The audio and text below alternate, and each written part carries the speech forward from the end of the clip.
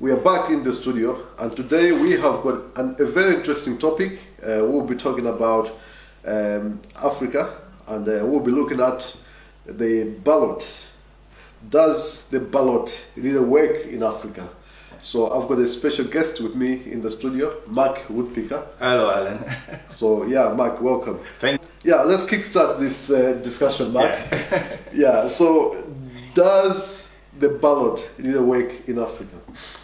It's a multi-million dollar question, somebody would say. To measure whether it works in Africa will depend on the aspirations of the people, how satisfied they are in inter-party agreements and protocols. Yeah. All right, because all the parties are if it's a multi-party system, will come together with some protocols that they want to abide by, which is embedded in the constitution. But you know, as politics is the one who is able to explore the loopholes. So what happens is that people begin to, though there's a guidelines, a framework, will push it beyond a bit, you know, to make compromises to suit them if they are in power. Yeah. All right. So the person who is able to maybe win the election won't answer negative to this question. Will say, oh, it works because he is winning. Yeah. So when you're on the winning side, sometimes it's difficult to see how bitter other people are, and you might judge.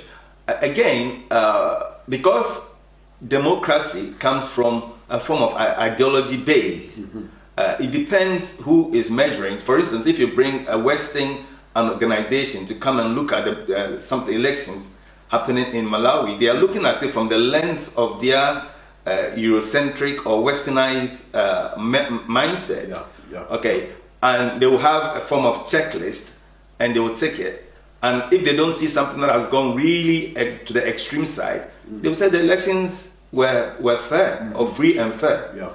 Somebody told me. And you know, it's always the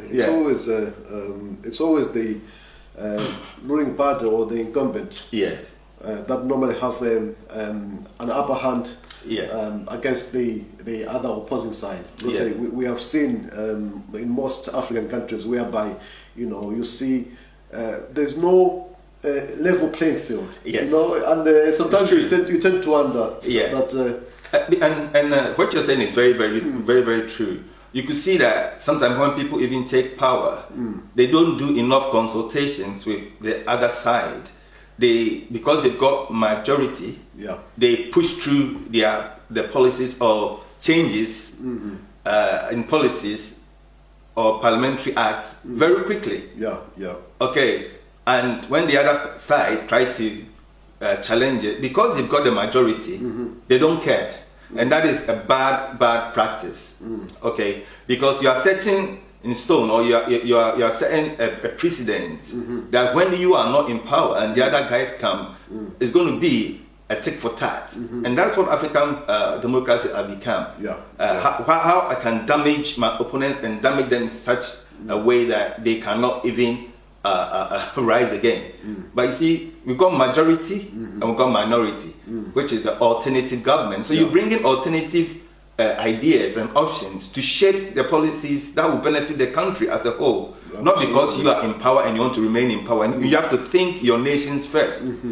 Okay, so you are right, because the incumbent has got the machinery on his side or her side, he or she will decide to push toward a certain direction. Either you know, use that to manipulate. Yeah, to alienate. Yeah. Even they won't get them involved in discussion. So the transparency is not there, and sometimes they will get the electoral commissioner on their side, and we'll come to that in Ghana, where the president has been given too much powers in appointing very key and strategic positions in the country to his benefit. Yeah. So now, just moving on.